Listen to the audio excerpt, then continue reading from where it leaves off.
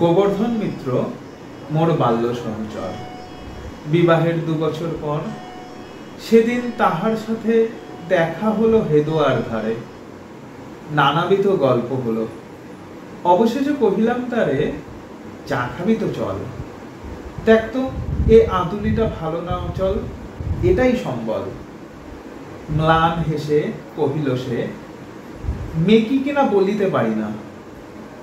মেকি ধরা শক্ত ভাই, যদি পারিতাম তাহলে কি বিয়ে করিতাম।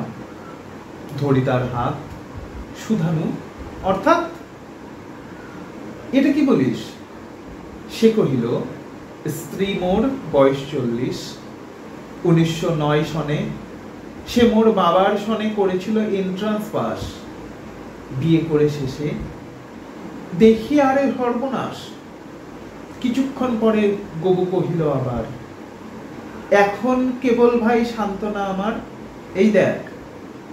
বলিয়া সে একখানি রুমাল খুলিয়া সম্মুখেতে ধরিল তুলিয়া এবং কহিল, কোনো এমব্রয়ডারি ভালো করে, ওইতেই আছি ভরপুর। দেখিলাম রুমালেতে আঁকা এক কুব্জ ময়ূর।